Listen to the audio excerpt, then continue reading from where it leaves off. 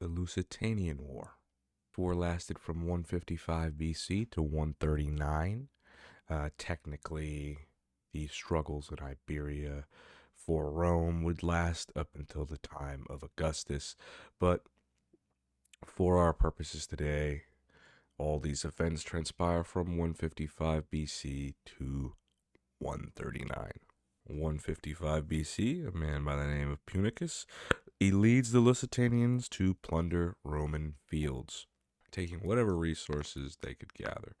So his forces storm into Roman fields, and they take and take and take.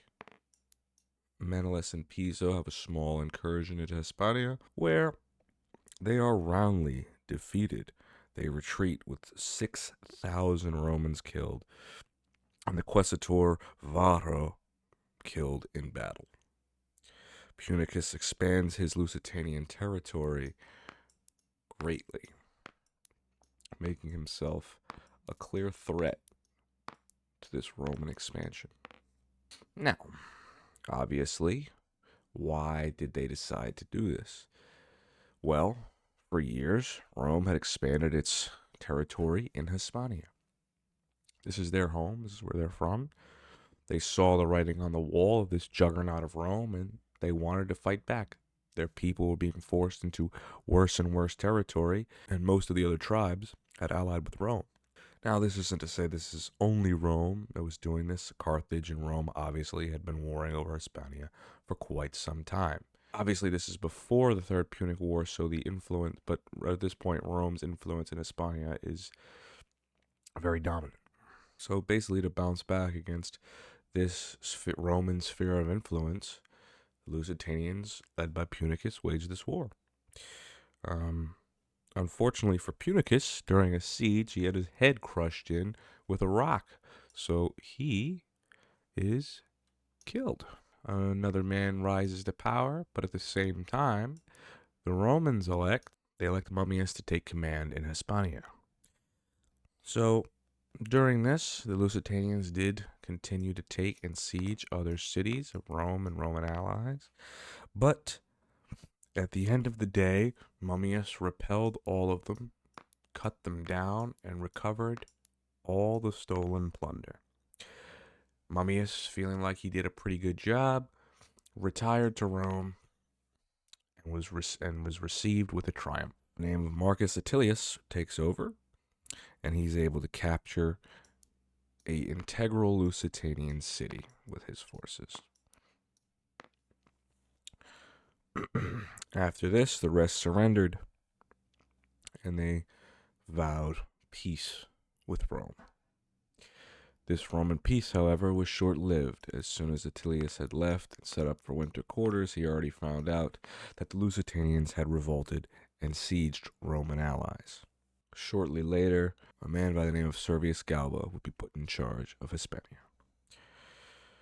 Now, that name might sound familiar to you, Servius Galba, because we will hear about him later, much later. Well, about 200 years from now, we will hear about Servius Galba again.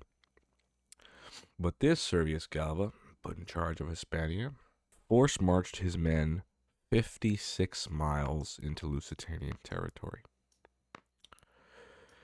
And miraculously, they beat back the Lusitanians, caused them to retreat. However, in what is widely regarded as a mistake, pursued them on foot to wipe them out, to which the Lusitanians, realizing that the Romans at this point had to be exhausted, turned and charged, crushing the ranks of the Romans. Thousands and thousands of men were slaughtered. Galba, realizing his mistake, retreated, wrote to his allies, and asked for more troops. Obviously, Rome having much more resources, he received those troops, and his allies came to his aid.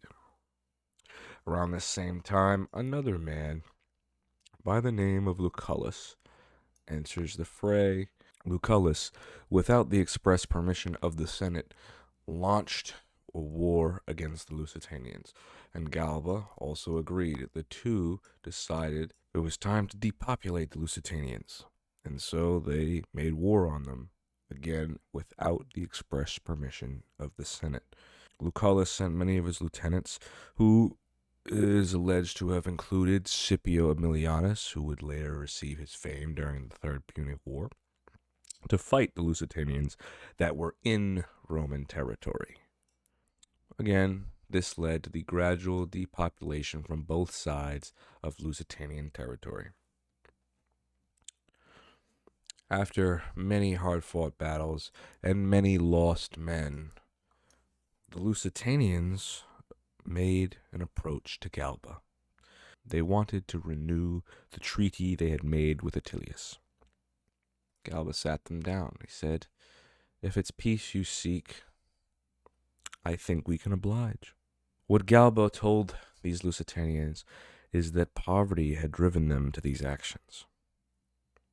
Their lack of food and their lack of wealth is what made them revolt. And nobody understood that more than him.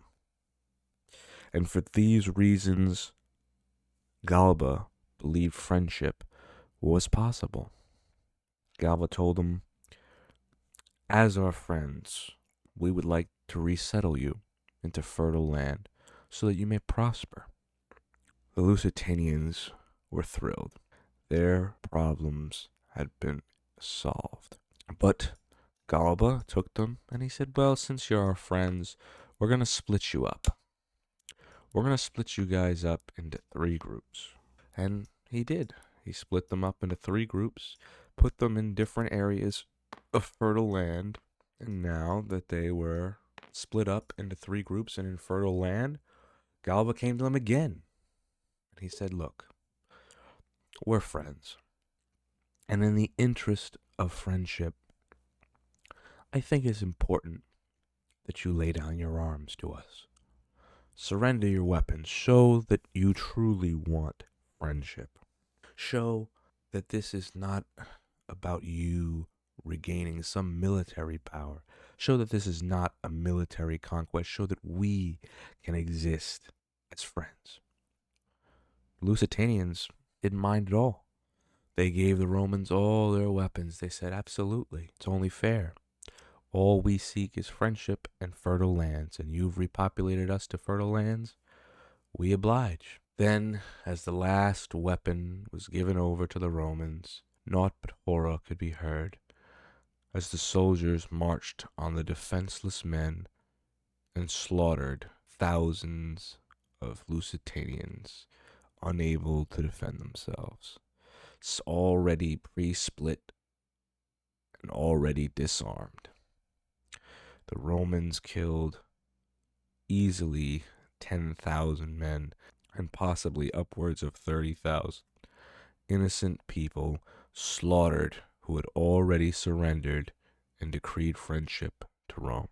Some of the Lusitanians managed to escape, but most were slaughtered defenseless. In the Roman world, this was seen as treachery. It was deemed unworthy of Rome. But the excuse was made. Treachery begots treachery. And the Lusitanians going back on their initial treaty is what made this okay in the eyes of some Romans. During this time, Lucullus was greatly disliked. Having waged this war without permission from the Senate made him very unlikable. Not only was he disliked for waging this war, he was also immensely greedy, and most of his motivation for starting this war was to line his pockets. Ironically, Galba also was incredibly greedy. It's noted that he gave very little of the plunder to his friends and even less to his soldiers, distributed very little wealth, and hoarded the vast majority that he plundered for himself, and despite the fact that he already was one of the richest people in Rome. It mattered little. He still, blinded by his greed, took most of the wealth for himself. This led to him being very disliked by certain sources, and many lamented the fact that he never seemed to get punished for his actions. In 148 BC, out of the Lusitanians who escaped, they had managed to amass a force of 10,000 soldiers. The city of Turdetania in the south of Spain was captured.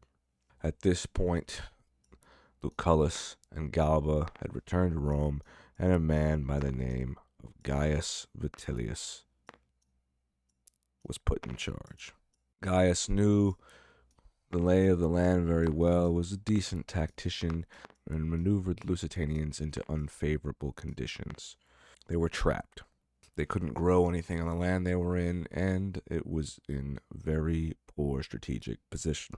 The Lusitanians, out of ideas, not knowing what to do, already having lost to Rome, appealed to Vitellius. All we ask is to be settled into fertile land. Vitellius agreed.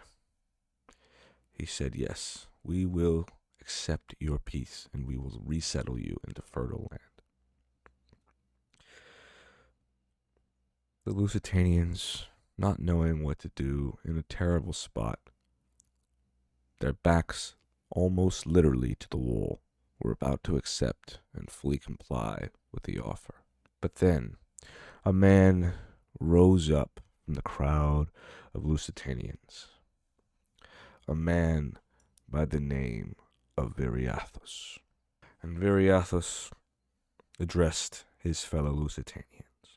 Did he need remind them of the treachery of Rome? Must he regale them with the tales of Lucullus and Galba? Were there any among them who were unaware of the untrustworthiness of Rome? Need he remind these soldiers that this army was composed expressly of men who escaped Roman slaughter, including Viriathus himself?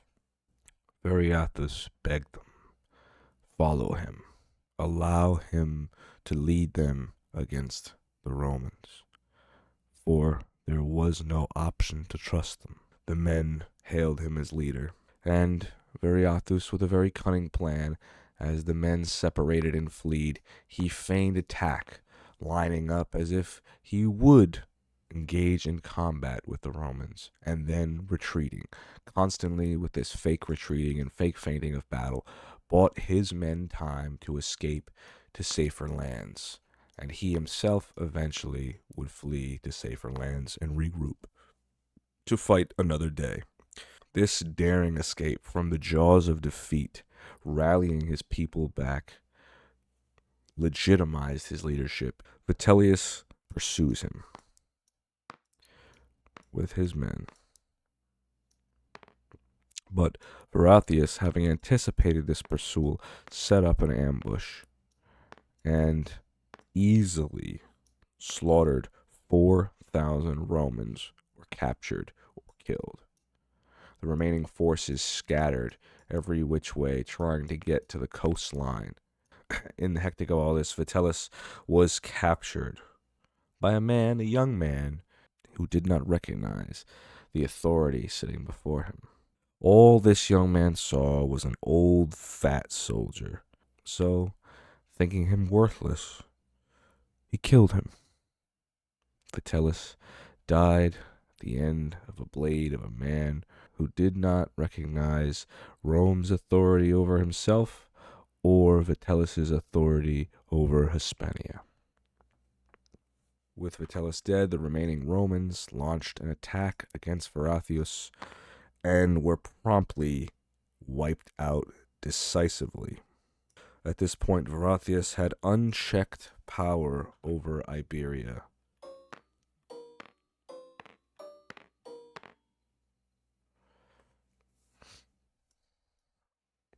He was allowed his forces to grow and reclaim their feet.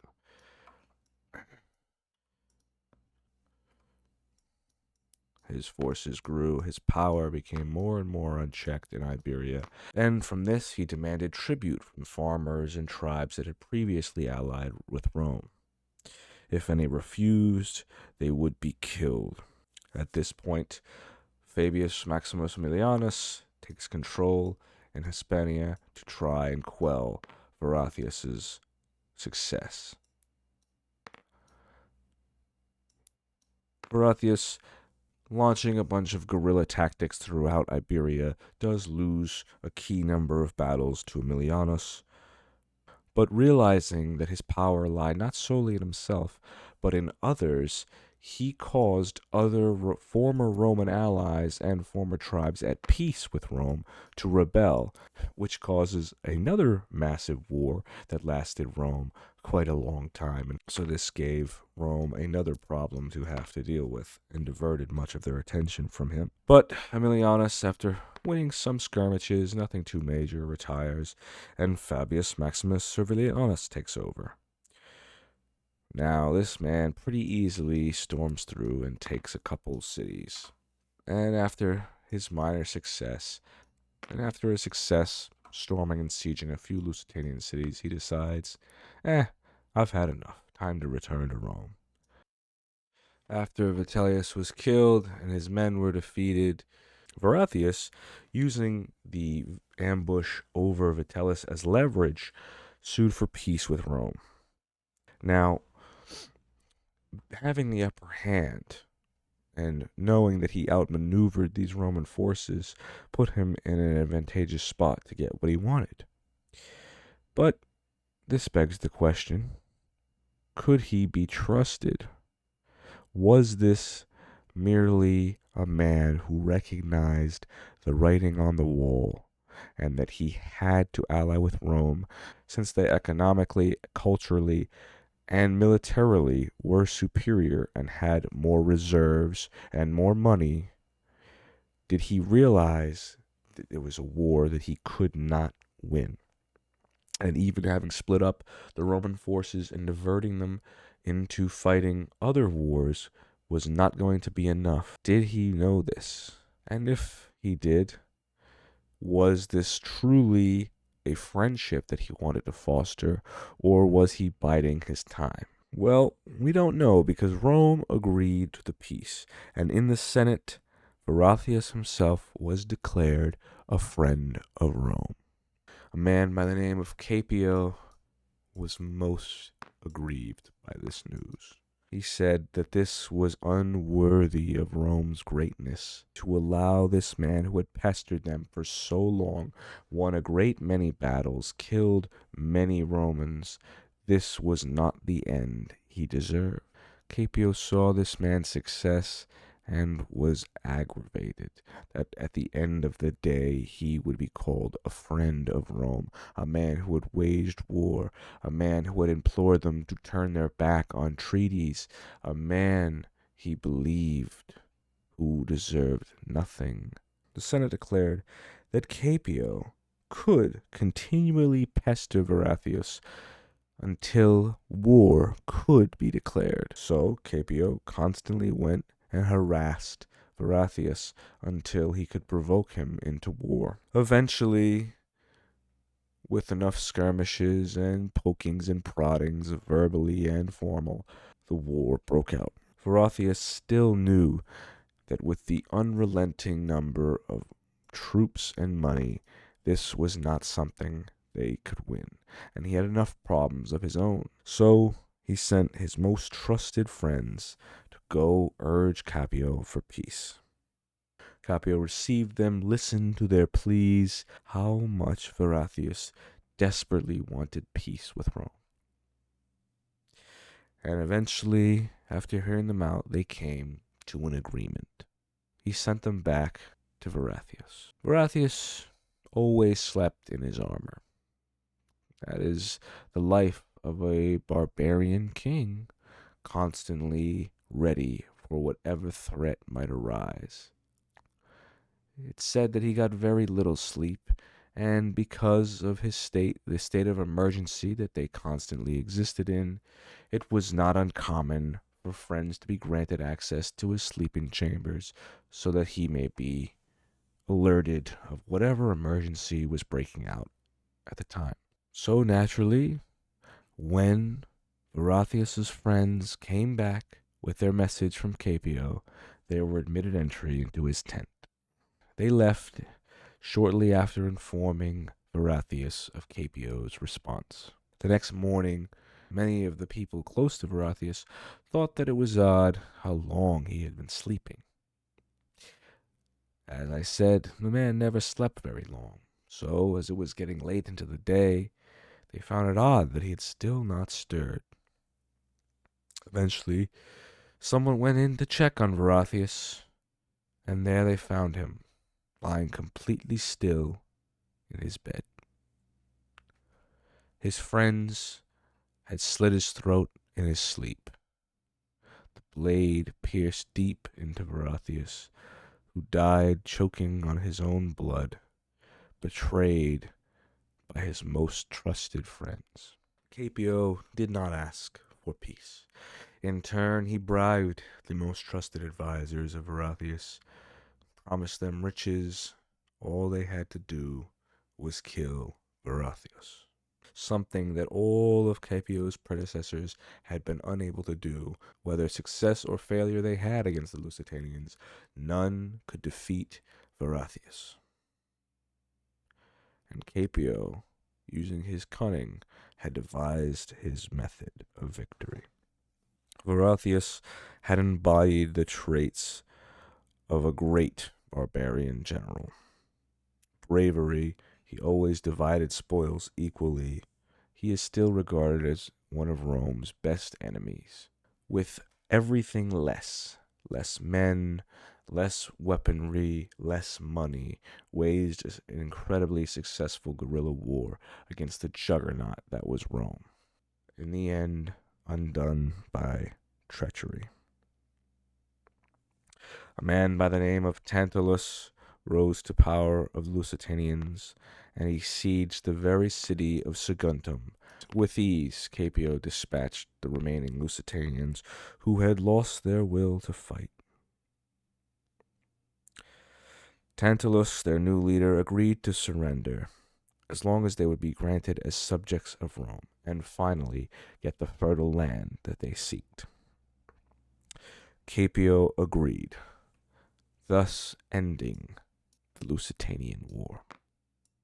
The Lusitanian War is concluded in 139 BC with the assassination of Viriathus and the repelling of Tantalus at Saguntum. At this point, we will consider the Lusitanian War over with a Roman victory. The little story that's a little mythologized here, you might come across, is that once the assassins of Viriathus came to Rome, allegedly they told them, Rome does not pay traitors, where we have to decide the morality of these countries and these men. So in general, the Lusitanian people, this is a tough one, right? I mean, so technically, they started the war.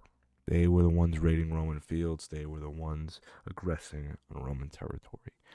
However, this is after the expansion of Rome into their territory. I mean, Rome's conquest of Hispania, they were not originally the ones there. So this is more of a response to Rome, to the years and years and years of Roman expansion. Now, mind you, Hispania was kind of split between the Carthaginians and the Romans, but this is still two superpowers expanding in territory that was not originally theirs. So the Lusitanians are technically just defending their land. However, if we look at this in the microcosm, this was Roman territory. It had been so for a while at this point, and they did breach into these lands. I am going to say, starting with Punicus and ending with Totalus, I'm going to say that all of it, all in all, their actions were fair enough. I don't think you can say that they were just. I don't think that, raiding innocent people who kind of had nothing to do with that is a just thing to do. I just, and a lot of this, there would be taking out on neighbors and people they knew, and they caused their other allies, they caused other tribes to revolt. I think you can't quite give them just, I gotta be honest, and I don't think that what they did was wholly evil. I understand a lot of the reasons for why they did what they did, but I still don't think it was a net positive thing to be doing, so I'm gonna put their war at fair enough. For Rome, I mean, this is a tough one. And I know you hear about all like the treacherous things that had happened, and it's really bad for Rome. But a lot of those guys were punished. A lot of those, and it was viewed with contempt. It's really hard to like blanket the Roman people as unjust in this war, because I think there were a lot of good people that were involved in it, and a lot of people who did the best they could. I'm going to put blanket Rome in general and watch it play. Okay, they're on the cusp of being unjust, but I'm gonna say they didn't start it.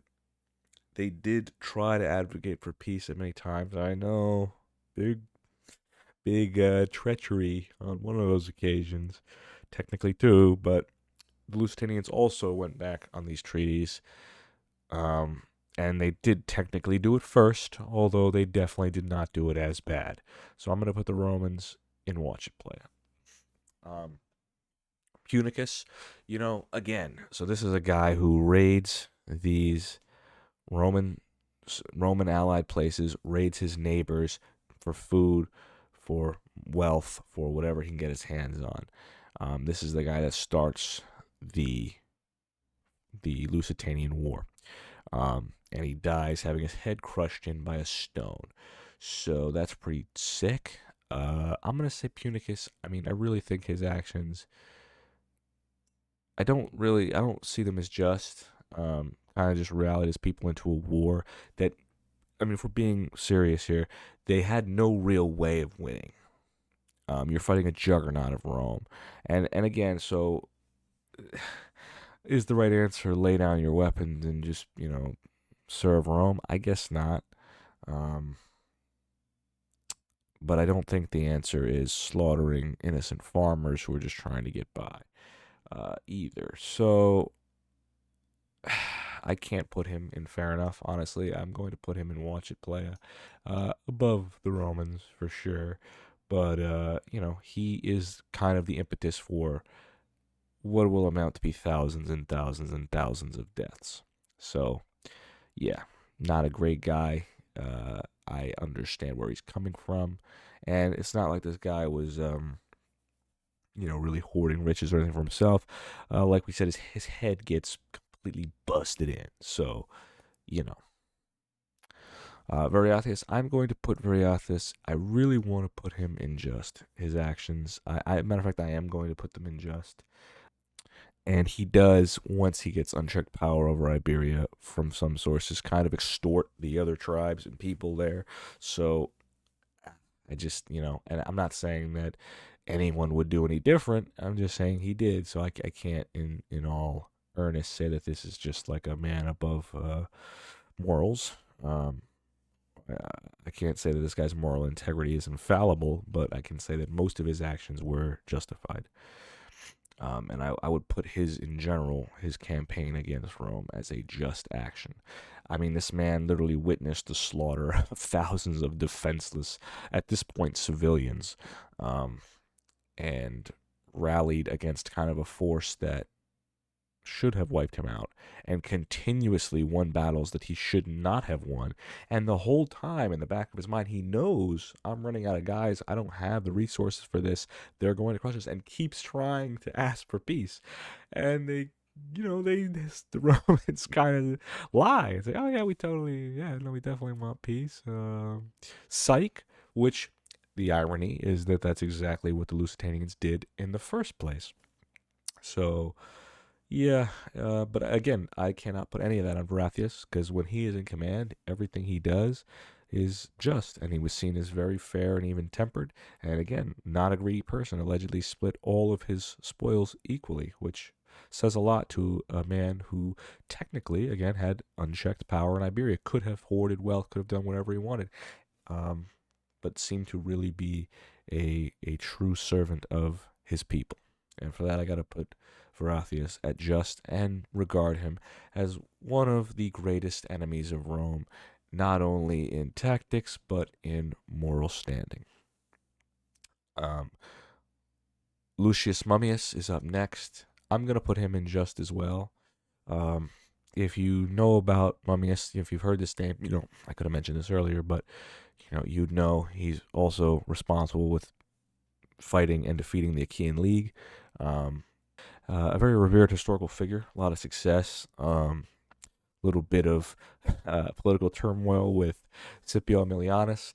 There's a lot of cool stuff about this guy, and I think he is a good dude. I think he was a successful man, and I think this Lusitanian War is kind of his first foray where he gets his chop, so to speak, and I think he does everything right. I mean, he repels the Lusitanians, chases them into Africa, gets the spoils back, and then goes back to Rome and gets a triumph. I mean, all he did was attack the people who attacked Rome and take the stuff back. I just,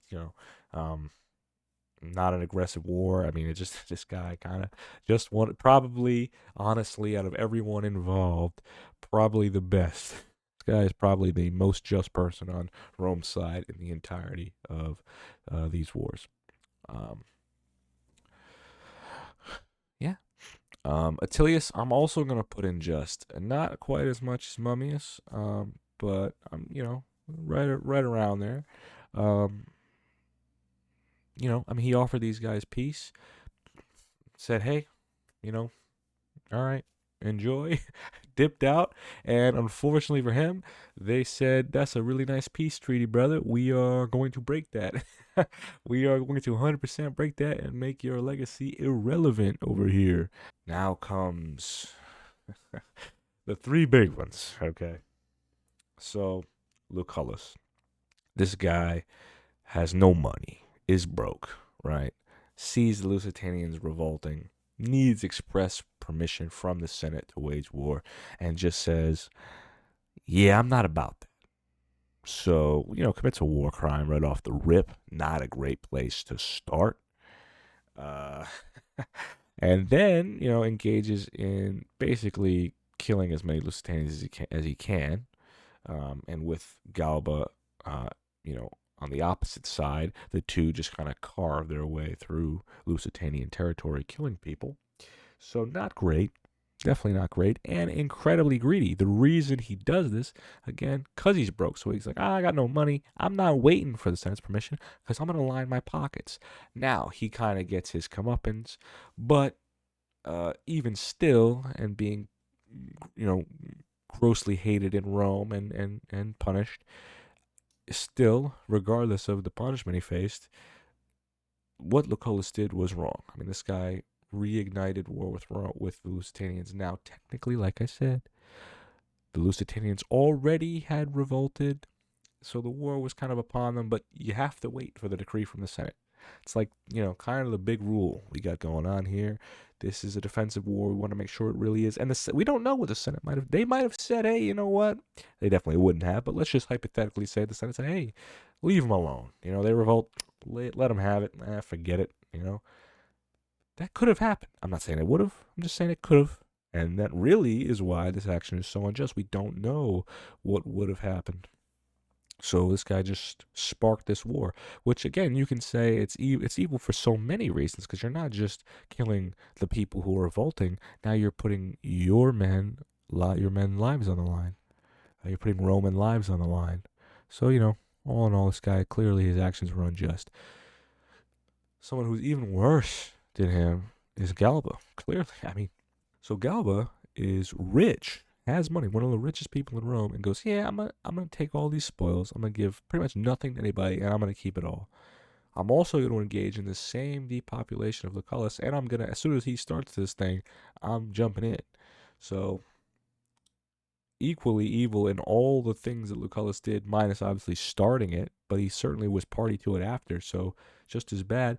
And let's not forget, this is the mastermind behind splitting up tribes of people, okay? Splits up has them lay down all their weapons promises them friendship. These people think that they're being resettled. They trust in this friendship. All these people, and really what he says rings true. They were a poor people. They needed money. They needed food. He offers them this and then kills them while they're defenseless. Takes away all their weapons because all they want to do is eat and live, and they don't care. They'll be friends to Rome. And he says, cool, I'm killing you all now. Slaughters. I mean, we have estimates of up to 30,000 people. So, this, I mean, just a horrible guy. Like, the treachery is insane.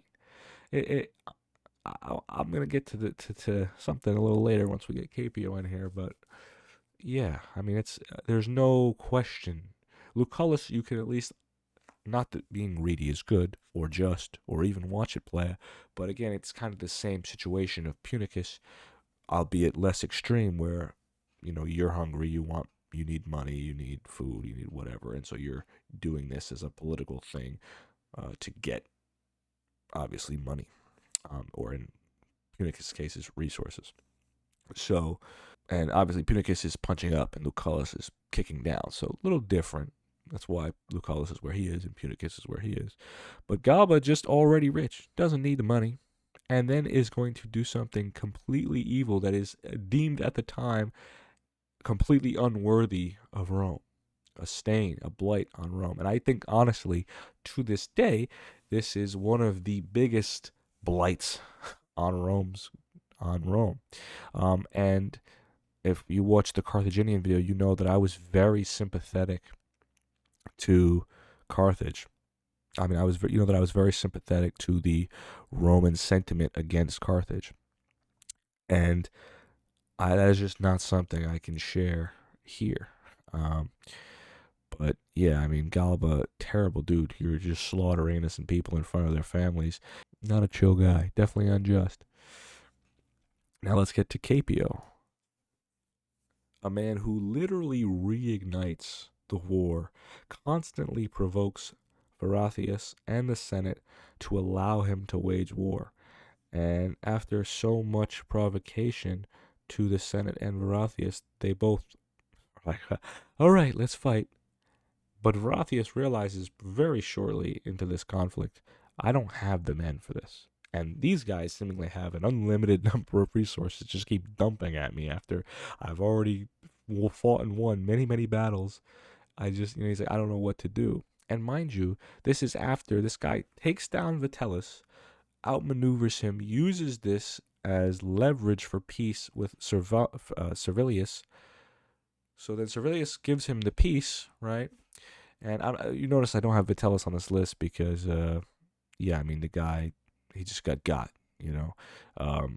Did he do anything wrong? Not really. Fair enough. Did the guy who killed him do anything wrong? I mean, you probably shouldn't kill prisoners of war. I would put that guy in unjust, especially just because you see an old fat guy. You're like, well, he can't be worth money, so let's kill him. I mean, that dude's probably unjust, but I'm not going to put some random guy up here on blast. But Capio, this guy reignites this war after. So, you have Viriathus literally sue for peace in a position of power. Now, is it a real position of power? No. And that's obviously why he asked for the peace, because he sees the writing on the wall. But still, he did. And he was declared a friend of Rome in the Senate. And this dude is just so upset that this guy who got a few victories over Rome is allowed to live. And this is where I'm going to tie in the Carthaginian side of things. They're kind of, at this time, there's a lot of that anti-Carthaginian sentiment, and look at how we left them, they keep prospering. We cannot allow this guy who was so successful against Rome to continue. And that's obviously a lot of the rhetoric and dialogue used kind of comparatively, but they're not the same guys. Hannibal rampaged through Italy, nearly destroyed Rome as a republic. Viriathus is just some dude minding his own business in his land, okay? And again, you can argue he invades Roman territories in Hispania, but dude, he did not make it to Rome. Never did he even have any idea to go to march to Rome, okay? That fear, I think, that was so prevalent in the Roman mind of the the kind of unrelenting Carthaginian juggernaut force, it made the Senate and Caepio probably in his own mind think like, this is what we got to do. So, literally re-sparks war with a guy who's a now Roman friend. I just find that action in general completely unjust. And then homeboy goes, I can't beat this guy in battle. He's just too good. Let's have his friends kill him. And it's not like, Viriathus looks at the state of stuff, sees it, and goes, "Yeah, I can't do this. I can't win this war. We're gonna run out of everything, men, resources. We don't have it. We don't have the men. We don't have the food. We don't have the weaponry. We don't have the stuff to win this. We cannot fight Rome." And so he sends his 3 best friends to go secure peace, and they go, "Bet, we'll do that for you." And they go, "Nah, actually, we're gonna stab you in your sleep, kill you, because this guy wants to pay us for it." I mean, now if those people were on the list, by the way, I'll just tell you, anyone who's going to stab their friend in their sleep for some money, you would go in Mandate of Hell. Unfortunately, there are 3 of them named in Appian, but I'm going to choose to not even promote their names because, number one, I'm not sure that it's accurate, and number 2, if I do know their names, I lose those guys to history, okay? You would be put in Mandate of Hell. You are completely irrelevant and do not belong on the list. So, Rome, the saying, Rome does not pay traitors. Well, I refuse to put traitors on my tier list. So, the saying, Rome does not pay traitors. Well, I refuse to put traitors on my tier list. It's obviously a joke. I'm just saying, for these guys, no point. I don't even want to bring them up. They're all evil without question. Probably, they're all evil without question. And while I really want to reserve the Mandate of Hell for the worst people and the Mandate of Heaven for the best people, I would probably put all those guys in Mandate of Hell. And now this is where things, I'm happy with this tier list. Viriathus is unjust. Mummius isn't just, Attilius just. I think the Lusitanians' actions overall, fair enough. Punicus, you're breaking, you're close. You're close to being evil, but we're going to let it slide. Rome, in general, I think what they did as far as combating the Lusitanians was okay. However, it's the individual actions of the 3 men, listed below here that kind of brings it very nearly into evil. And I honestly would like to put it in evil if a lot of these actions weren't so condemned by Rome itself. I would put it in evil, but because the Roman Senate and people disliked it so much, I'm going to allow Rome in general to be one step above. But Lucullus, I think, is just where he belongs. The question is, and again, I really want to limit this to 1 to 2 people a video, and I'm already giving the traitors of Viriathus the Mandate of Hell. So I only want to put 1 of these men in the Mandate of Hell, which is a category I really want to revere for the worst of the worst people. And the thing is, I really heavily dislike both of these guys. I think they're both very evil people. Caepio, this guy, let's tell it how it is. This whole thing is a political move. This guy is willing to start another war and he can say, it's because I don't trust Viriathus, and this is unworthy of Rome and all this nonsense. And you could even say, like I was saying, where you're kind of using that previous threat of Hannibal, that you can't leave these great enemies to fester. It's like you could use those arguments, and I'm sure he did to justify them in his own mind. Maybe he really believed them or not. But either way, this is clearly a political move. The guy's like, yeah, I want to start this war because I want to be the guy to stop Viriathus, and which is evil. So you're going to spark a war, risk thousands of lives, just so you can, for your own political machinations. I think that is very deserving of the Mandate of Hell. However, while that is terrible, and I really would like to give a Mandate of Hell, we're talking about a guy who convinced people to lay down their arms, split them up into manageable extermination groups, and then cut them down.